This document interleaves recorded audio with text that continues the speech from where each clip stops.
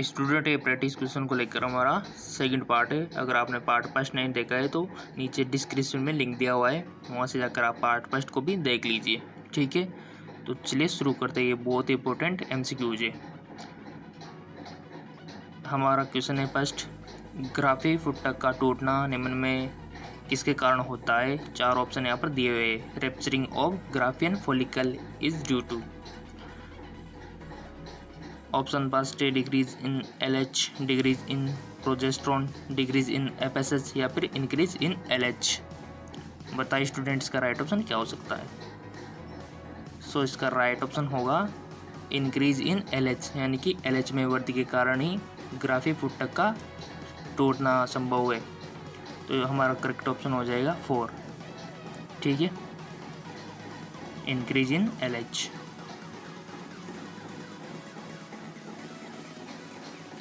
थोड़ा सा इसको ये कर लेते हैं, ज़्यादा ही झूम हो रहा है। हाँ, बहुत इंपॉर्टेंट MCQs है। एक लड़के में नरम हड्डियां, खराब दांतों के विकसित होने का पता चला, ऐसा किसकी कमी के कारण पॉसिबल है। ये 4 ऑप्शन आपके सामने दिए हुए हैं। Vitamin A, vitamin E, D, K है। आपको सारी विटामिन के बारे में पता हुआ होना चाहिए कि किसकी कमी से कौन सा डिजीज़ होता है, इसके सोर्सेज क्या है। बहुत इंपॉर्टेंट है ये, 100% क्वेश्चन यहाँ से बनते हैं। सो स्टूडेंट इसका राइट ऑप्शन हो जाएगा विटामिन D। दूसरा हमारा राइट ऑप्शन हो जाएगा, क्योंकि विटामिन D हमारे जो बोन्स से हमारे जो टीथ है इनके डेवलपमेंट के लिए एसेंशियल होती है, रिक्वायरमेंट होती है। ठीक है ना, तो हमारा विटामिन D राइट ऑप्शन हो जाएगा। कोई भी बात समझ में नहीं आए तो आप प्लीज़ कमेंट कर सकते हो। और ये विटामिन आपको पता हुआ होना चाहिए। विटामिन से रिलेटेड क्वेश्चन आते हैं 100% हमेशा, चाहे वो आपका BSc नर्सिंग का एग्ज़ाम हो या फिर पैरामेडिकल का हो या फिर फार्मेसी का हो। ठीक है ना, कोई भी कंपटीशन एग्ज़ाम हो, अक्सर क्वेश्चन पूछे जाते हैं विटामिन से रिलेटेड। इसका पार्ट फर्स्ट मैंने पहले अपलोड कर दिया है साइंस एक्सप्रेस चैनल पे। अगर आपने नहीं देखा है तो नीचे डिस्क्रिप्शन में लिंक दिया हुआ है, वहाँ से आप उसको देख सकते हो। ठीक है ना, ये पार्ट 2 है हमारा। चलते हैं नेक्स्ट। ये हो गया हमारा विटामिन D। इसमें पूरी विटामिन आपको याद हुआ होना चाहिए। ऑल विटामिन सोर्स, इसकी डेफिशिएंसी से क्या होता है, कौन सी डिजीज होती है। ठीक है ना, और इसके केमिकल नेम।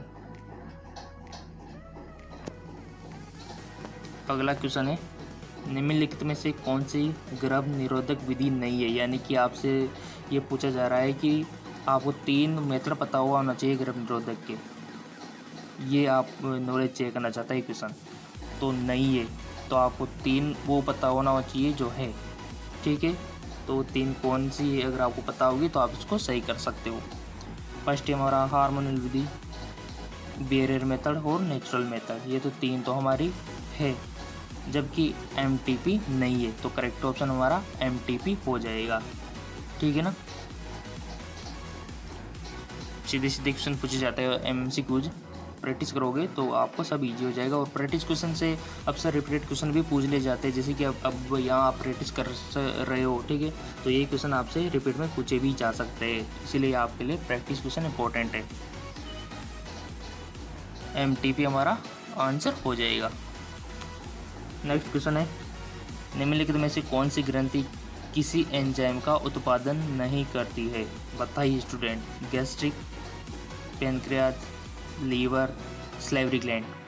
कौन सी ग्रंथि है जो एंजाइम का उत्पादन नहीं करती है। गैस्ट्रिक भी करती है, हमारे जो पैनक्रियाज है वो भी करती है, और सैलिवरी ग्लैंड है वो भी सिक्रेशन करती है एंजाइम का, जबकि लीवर किसी भी प्रकार का एंजाइम सिक्रेशन नहीं करती है। तो हमारा राइट ऑप्शन लीवर हो जाएगा।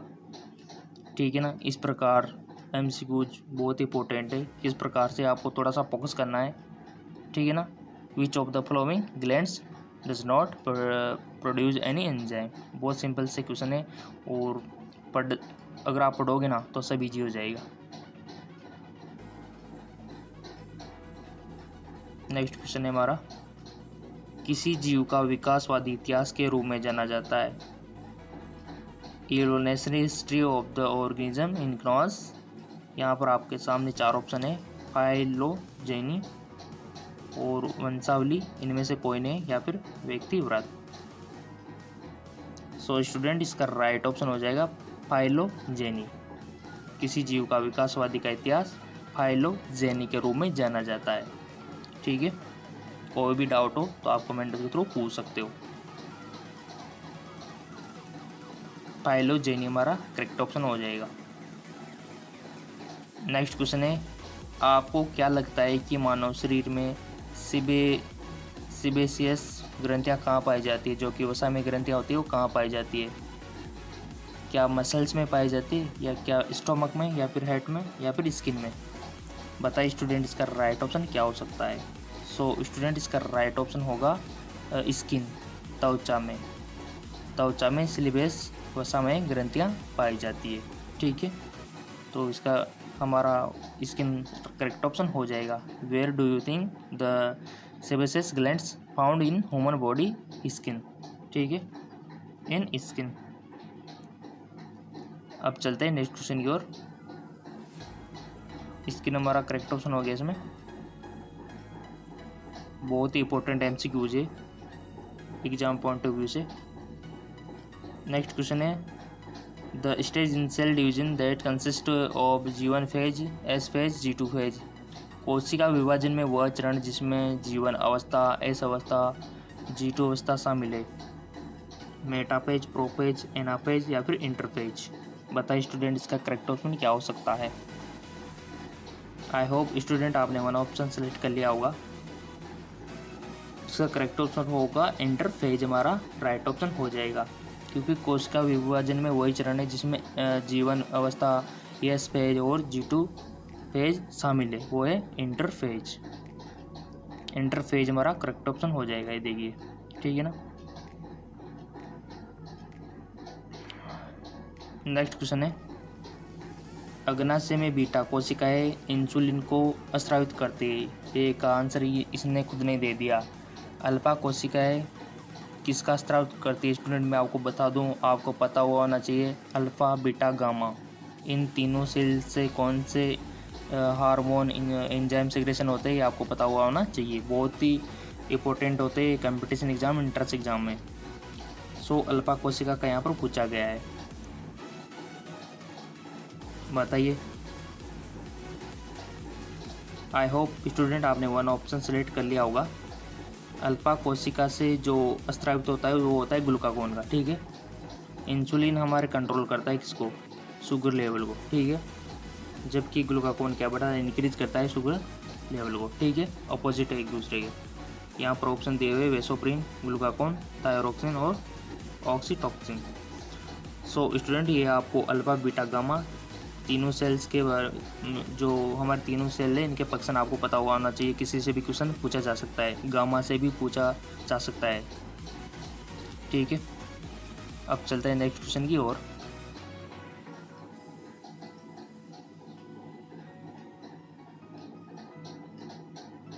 नेक्स्ट क्वेश्चन है हमारा, the columnar cell that are specialise for secretion are called. अस्तमन कोशिकाएं जो स्त्रावण के लिए विशिष्ट होती है, उन्हें क्या कहा जाता है?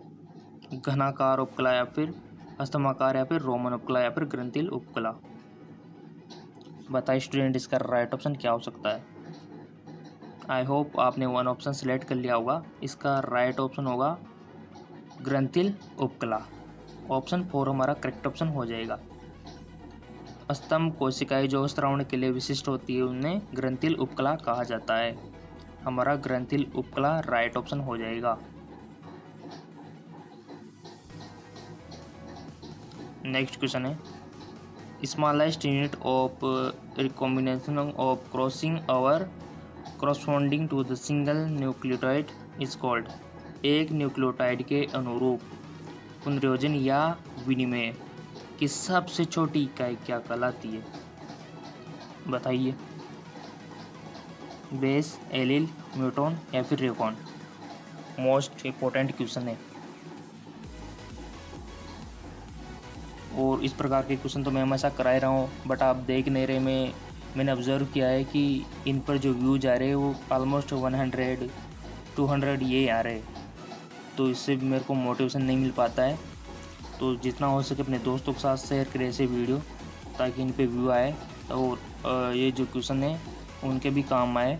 ठीक है ना। तो इससे मैं थोड़ा इंस्पायर हूँ, और अगर वीडियो को लाइक नहीं किया तो लाइक कर दीजिए, थोड़ा मेरे को भी मोटिवेशन मिले इनसे। व्यू और लाइक ये तो चाहिए, ठीक है। एक न्यूक्लियोटाइड के अनुरूप पुनर्योजन या विनिमय की सबसे छोटी इकाई है वो क्या कहलाती है? इसका राइट ऑप्शन हो जाएगा रिकॉन, ठीक है। रिकॉन कहलाते हैं स्टूडेंट, इसका करेक्ट ऑप्शन 4 हो जाएगा, रिकॉन।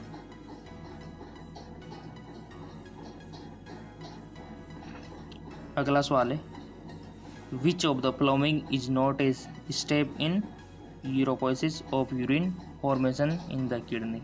निम्नलिखित में से कौन सा वक्र में यूरोपोसिस या मूत्र निर्माण का एक चरण नहीं है? यानी कि आपको पता हुआ होना चाहिए मूत्र निर्माण की प्रक्रिया, ठीक है, वो आपको पता होगी तो आप उसको सही करके आओगे। आई होप स्टूडेंट आपने 1 ऑप्शन सेलेक्ट कर लिया होगा। स्टूडेंट मैं आपको बता दूं कि ये जो चयनात्मक पुनर्अवशोषण है ये भी उसी की मतलब मूत्र निर्माण के चरण में इसको शामिल किया हुआ है, और कोशिकीय गुच्छ के निषेध ये भी उसमें होता है, और नलिका द्वार जो ट्यूबुलर सिक्रेशन है ये भी उसमें इंक्लूड होता है। जो नहीं होता है वो है विटामिन डी एमिनेशन, यानी कि डी एमिनेशन हमारा चरण नहीं है, तो करेक्ट ऑप्शन यही हो जाएगा हमारा, ठीक है ना। बाकी के सब तीनों है, फर्स्ट, थर्ड और फोर्थ तो है, सेकंड नहीं है, तो डी एमिनेशन हमारा सही ऑप्शन हो जाएगा। ये मूत्र निर्माण का चरण नहीं है, डी एमिनेशन। अगला सवाल बहुत ही 100% आता है यहाँ से, बहुत ही इंपॉर्टेंट है, ठीक है ना।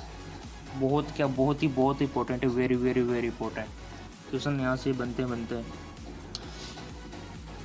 देख लेते हैं इसको भी। Name the immunoglobulin that mediates allergic reaction like just allergy. ये जितने भी आपके सामने इम्यूनोग्लोबिन से 5 टाइप होते हैं, वैसे तो आपको पता होना चाहिए इनके बारे में। यहाँ पर जो पूछा हुआ है उस इम्यूनोग्लोबिन का नाम बताइए जो धूल एलर्जी जैसे एलर्जी की प्रतिक्रिया में। स्टूडेंट आपको पता होगा कि एलर्जी में कौन काम करता है, एलर्जी E4 एलर्जी यानी कि IgE वर्क करता है, तो हमारा करेक्ट ऑप्शन IgE हो जाएगा, ठीक है ना। यहाँ पर दिए हुए IgA, IgE और IgG और IgM, ठीक है। आपको IgA के बारे में भी मालूम होना चाहिए, IgG पे भी होना चाहिए। इसके लिए मैंने स्पेशल वीडियो आपके लिए प्रोवाइड करा दिया है, अगर आपने नहीं देखा है तो डिस्क्रिप्शन लिंक दिया हुआ है, वहाँ से आप वीडियो और ज़्यादा गेन कर सकते हो ताकि एंट्रेंस एग्ज़ाम में आपके अच्छे मार्क आए, ठीक है ना। बहुत ही इंपॉर्टेंट है, और यहाँ से क्वेश्चन बनते हैं हमेशा, चाहे वो आपका नर्सिंग का एंट्रेंस एग्ज़ाम हो या फिर फार्मेसी का हो या फिर पैरामेडिकल का हो। नेक्स्ट क्वेश्चन है हमारा, which among the following is the incorrect statement regarding blastocyst? निम्नलिखित में से कौन सा कथन ब्लास्टोसिस्ट के संबंध में गलत है? यानी कि 3 क्वेश्चन तो सही होना चाहिए और ये गलत है, वो हमको ढूंढना है। बताइए, इसको पढ़ना है पूरा। पहले तो ट्रोम्बोब्लास्ट की कोशिकाएं अतिरिक्त भ्रूण झिल्ली बनाती है या फिर यह कोशिकाओं का ठोस द्रव्यमान है? इनमें कम से कम 2 प्रकार की कोशिकाएं ट्रोम्बोब्लास्ट और आंतरिक कोशिका द्रव्यमान है। जोना पेलुसिडा, तनावा और ब्लास्टुला के टूटने के लिए उत्तरदायी है। ये आपको पता होना चाहिए। रिप्रोडक्शन सिस्टम अगर आपने पढ़ा होगा तो आप इसको 100% सही करके आओगे, ठीक है। एम्ब्रियोलॉजी,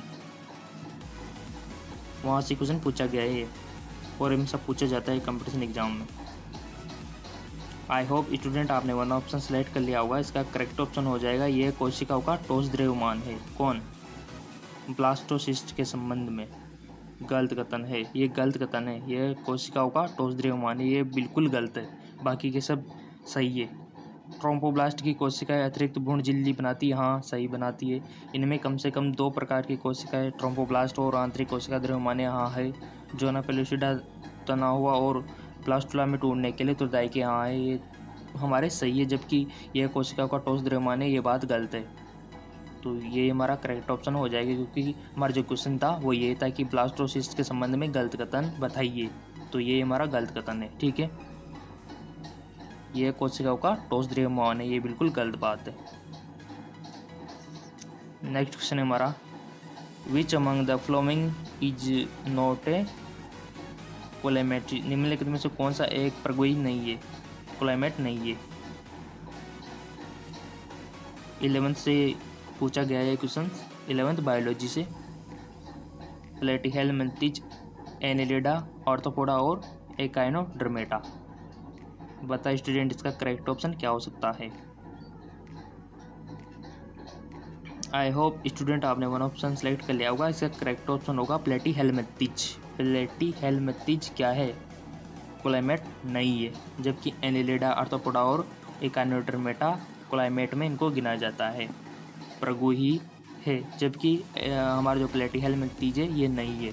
ये 11th बायोलॉजी से लिया हुआ क्वेश्चन है और ज़्यादातर क्वेश्चन 11th और 12th से ही पूछे जाते हैं। अब आप में से बहुत सारे बोलेंगे कि ज़्यादातर क्वेश्चन कहाँ से बनते हैं। हमारा जो नर्सिंग का एंट्रेंस एग्ज़ाम है, फार्मेसी का है, पैरामेडिकल का है, इनमें हमें एंट्री चाहिए कॉलेज में, तो उसके लिए हमें एंट्रेंस एग्ज़ाम पास करना है। तो उसके लिए जो हमें जो प्रिपरेशन करनी है वो 11th की ज़्यादा करें या फिर 12th की। तो मैं आपसे यही करना चाहूँगा 12th को ज़्यादा प्रायोरिटी दें। 12th से ऑलमोस्ट आपसे 85% क्वेश्चन पूछे जाते हैं, जबकि 11th से बाकी 15% क्वेश्चन पूछे जाते हैं, 15%। तो जितना हो सके 12th के पीसीबी, फिजिक्स, केमिस्ट्री, बायोलॉजी का सहारा ले। क्वेश्चन उन्हीं में से आपसे पूछे जाएंगे। और इसके अलावा आपके जो डिजीज़ है, विटामिन है, यहाँ से क्वेश्चन पूछे जाते हैं। तो उसकी तो मैं प्रैक्टिस करा रहा हूँ। अगर आप मेरे सब्सक्राइबर होंगे तो आपको तो पता होगा कि सर क्या बता रहे हैं टाइम टू टाइम। ठीक है, सब मैंने प्रैक्टिस कराई हुई है, विटामिन के ऊपर भी, अभी जो इम्यूनोग्लोबिन हमने पढ़े उसके ऊपर भी।